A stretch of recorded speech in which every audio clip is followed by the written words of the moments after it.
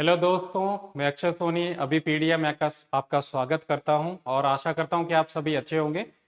तो आज का जो ये सेशन है अभी का, ये आज रिलेटेड है फॉर आरआरबी एग्जाम्स। आरआरबी का जो एनटीपीसी का एग्ज़ाम है, ठीक है। आपको पता है कि ये काफ़ी टाइम बाद जो नोटिफिकेशन आई है और आपको का ये भी पता है कि इसमें जो है 11,000 11,500 से ऊपर जो है पोस्ट हैं, ठीक है।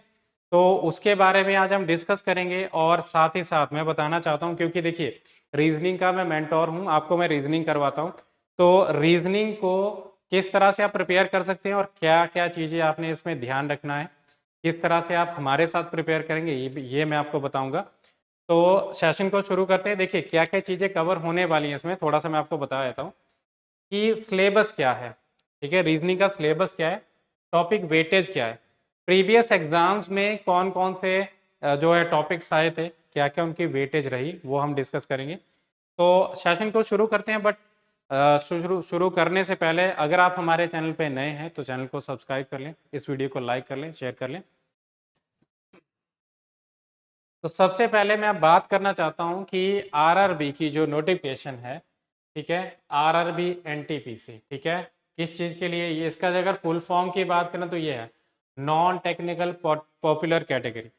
तो इसमें पोस्ट जो मिल रही हैं आपको, देखो ये है 11,558, ठीक है। आई होप आपने हमारे चैनल पे और वीडियो को भी देखा होगा, ठीक है, जो कि सन्नी सर ने बनाई थी। तो उसमें भी इन्होंने डिटेल से इसको डिस्कस किया था। मैं इसके बारे में ज़्यादा डिस्कशन नहीं करूँगा, ठीक है, कि पोस्ट क्या है, किससे रिलेटेड है, वो आपको अलग से मिल रही है। उसमें जो भी डिस्कशन हो रहा है वो अलग से वीडियोस मिल रही हैं।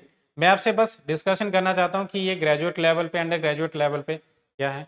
ऑनलाइन मोड है इसका, ठीक है। इसमें CBT 1, CBT 2, CBAT जो आपका एप्टीट्यूड टेस्ट है, जो कंप्यूटर बेस्ड जो भी आपका इसमें होगा, प्रोफिशिएंसी टेस्ट और डॉक्यूमेंट वेरिफिकेशन, ये आपकी स्टेजेस रहती हैं। जैसे कि आपने देखा होगा SSC में भी कुछ इस तरह से रहता है। और अगर आप SSC के एस्पेरेंट्स हैं तो ये जो आरआरबी का एग्जाम है, ये आपके लिए बेस्ट एक आप अपॉर्चुनिटी बोल सकते हो आफ्टर SSC, ठीक है। बहुत टाइम बाद जो वैकेंसीज निकली है और इसको अगर आप विजिट करना चाहते हैं, आप इसको फिल करना चाहते हैं फॉर्म, तो इसका जो आपको ये इसमें फॉर्म फिलिंग का लिंक है, इससे आप गो थ्रू कर सकते हैं, ठीक है। और बात करते हैं अब इसमें ये पोस्ट की, तो ये ग्रेजुएट और अंडर ग्रेजुएट दोनों के लिए, मतलब 12th बेस और ग्रेजुएशन लेवल पे दोनों के लिए है।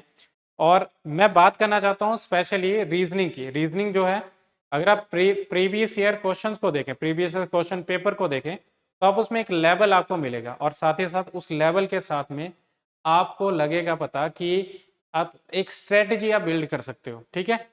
आपको जैसे आप जो है पूरा अगर सिलेबस गो थ्रू करते हैं तो सिलेबस के थ्रू आपको जो कोई भी अगर एग्जाम में क्वेश्चन आता है तो वो आपका होना चाहिए उसमें, ठीक है। स्ट्रेटजी कैसे बनानी है, क्या आपको करना है, वो मैं आपको इसमें वीडियो में बताऊंगा। देखिए जैसे कि मैं सिलेबस की बात कर रहा था, सिलेबस क्या क्या है इसमें।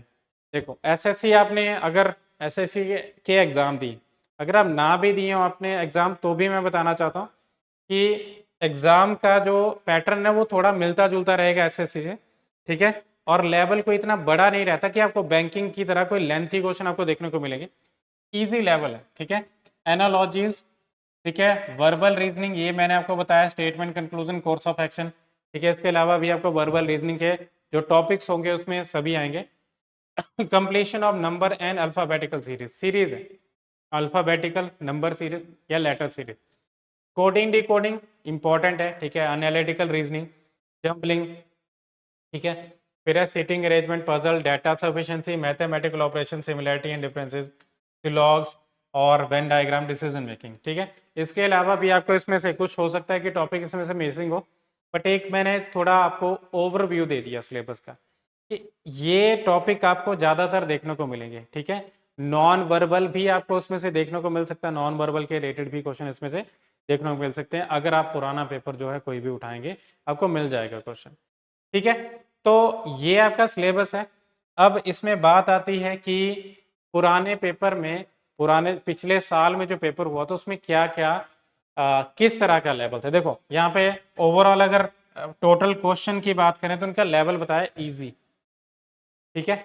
मेरे हिसाब से ये जो है जैसा आपका MTS का एग्ज़ाम है या SSC का CHSL है, CGL भी कोई मुझे नहीं लगता कि एक दो क्वेश्चन थोड़े टफ होते हैं। अगर आपने अच्छे से गो थ्रू किया होगा सिलेबस को तो कोई भी आपको ऐसा एग्ज़ाम नहीं होगा कि आप जो है रीजनिंग पार्ट अगर इसमें से देखें तो कोई भी ऐसा क्वेश्चन नहीं होगा जो कि आप ना कर पाएँ। ठीक है, सभी क्वेश्चन को आप अच्छे से कर सकते हैं। देखिए यहाँ पे कुछ यहाँ पे टॉपिक्स बताए गए हैं। ये प्रीवियस एग्जाम की बात हो रही है, पिछले साल, पिछले जो 2022 में जो कंडक्ट हुआ था। सीटिंग अरेंजमेंट देखो 3 से 4 क्वेश्चन थे। अब ये ऐसा नहीं होगा कि क्वेश्चन के आपको सारे इकट्ठे दिए होंगे। एक क्वेश्चन दिया होगा, बीच में कोई और क्वेश्चन दिया होगा, बीच में कोई और क्वेश्चन दिया, फिर से सीटिंग अरेंजमेंट।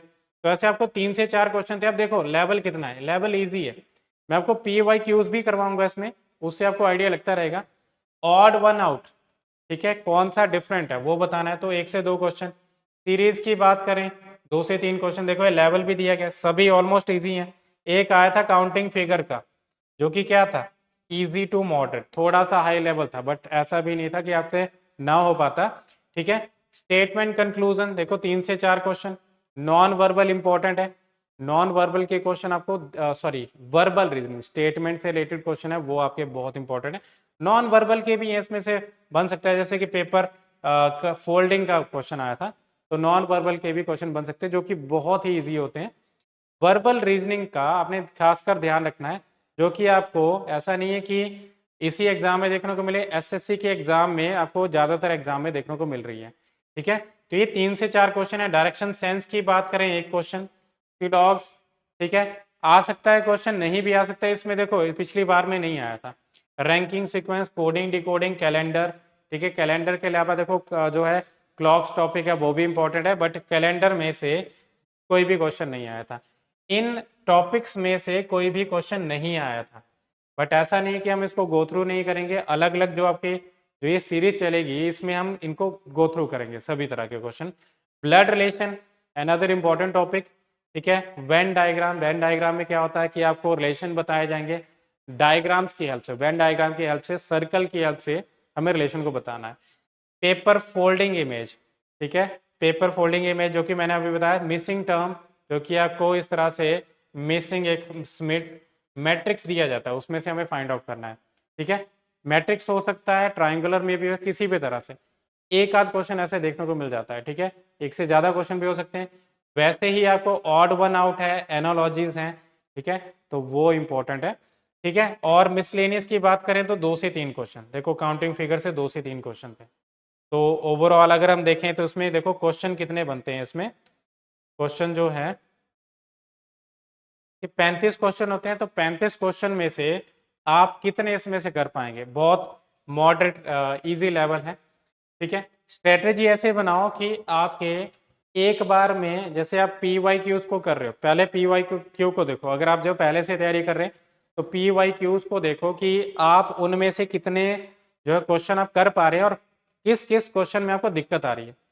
जहां पे दिक्कत आ रही है, जिस टॉपिक में दिक्कत आ रही है उसको प्रिपेयर करो। मेरे हिसाब से, मेरे अकॉर्डिंग, ठीक है, जितना कि मैं बच्चों की दिक्कत को जानता हूँ, जो जो जहाँ पे बच्चों को दिक्कत आती है वो आती है सीरीज में, ऑड वन आउट में। ठीक है, ये जो आपके मिसिंग टर्म्स हैं इनमें ज़्यादातर केसेस में आपको जो है दिक्कत देखने को मिलती है।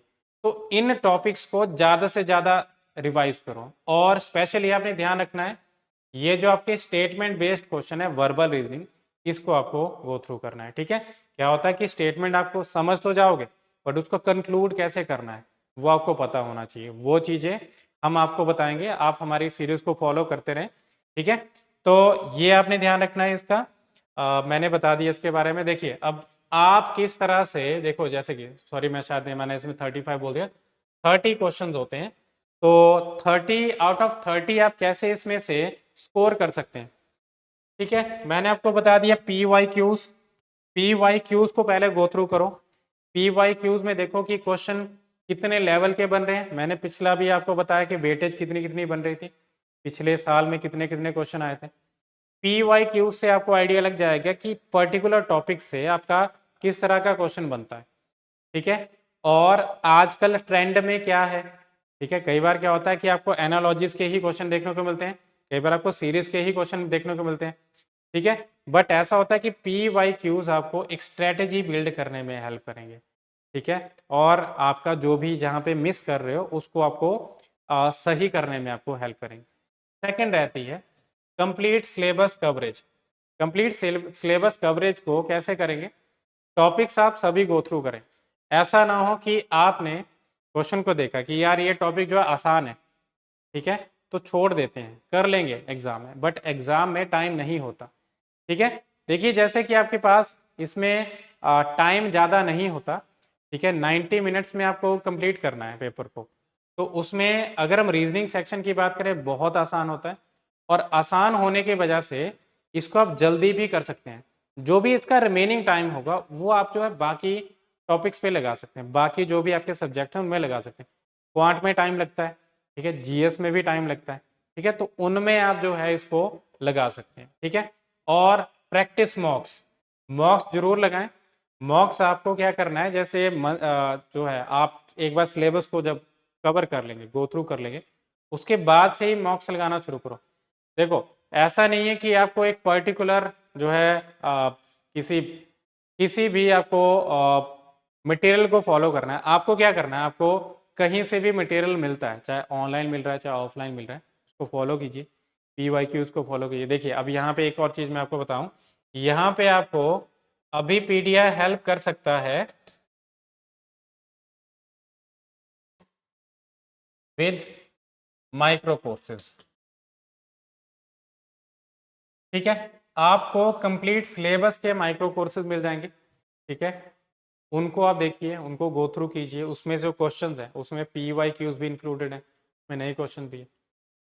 ये प्रैक्टिस मॉक यहाँ से लगा सकते हैं। जितना ज़्यादा आप जो है सिलेबस को कवर करेंगे, जितना ज़्यादा प्रैक्टिस करेंगे, उसमें आपको ये जो है उतना ज़्यादा ही आप जो है टाइम से क्वेश्चन को कर पाएंगे, आपकी स्पीड भी बनेगी और आपकी एक्यूरेसी में भी इम्प्रूवमेंट होगी। अभी पीडीए आपको इस तरह से हेल्प करेगा इसमें, ठीक है। और साथ ही साथ देखिए एक्यूरेसी एंड स्पीड की मैंने अभी बात की, तो ये तो तभी हो सकती है जब आप जो है ज़्यादा से ज़्यादा क्वेश्चन करेंगे। आपको एनालाइज करना है, आप टेस्ट सीरीज को भी गो थ्रू कर सकते हैं हमारी, आपको एनालाइज करना है, ठीक है। एनालिसिस के लिए आपको जो टेस्ट सीरीज होती है बहुत इंपॉर्टेंट होती है। आप क्या करेंगे, पहले आपने मॉक लगा लिया, बाद में देखिए कहाँ पे कमी है, किस क्वेश्चन में मुझे ज़्यादा दिक्कत आ रही है, किस में मैंने ज़्यादा टाइम स्पेंड किया। जो टाइम जो है आप धीरे धीरे जो है स्पेंड करना कम करेंगे और आपकी एक्यूरेसी जब बढ़ेगी, ठीक है, तो उससे क्या होगा, ऑटोमेटिकली आप जो है उसमें जो भी आपका सब्जेक्ट है, जैसे रीजनिंग है, रीजनिंग सेक्शन को आप कम से कम जो है टाइम जो है दे पाएंगे, उसमें कम टाइम स्पेंड करेंगे उसमें, और वो जो टाइम बचा उसको यूटिलाइज करिए बाकी जो भी आपका सिलेबस है, ठीक है। तो ये मेरी यहाँ पे आपको एडवाइस थी, ठीक है, आपको जो थी गाइडलाइन मेरी थी, तो इसको फॉलो करें एंड साथ ही साथ हमारी सीरीज़ को भी फॉलो करते रहें। मैं आपके लिए एक नए नए टॉपिक्स को लेके आता रहूँगा और उनमें जो भी आपकी क्वेरीज होंगी, जो भी डाउट्स होंगे, वो आप उसमें कमेंट्स में भी पूछ सकते हैं। और इस वीडियो के रिगार्डिंग आपका कोई भी डाउट होगा, कोई भी क्वेरी होगी, तो आप ये भी पूछ सकते हैं in the comments. And that is all for now. Thank you so much for your cooperation. Best of luck.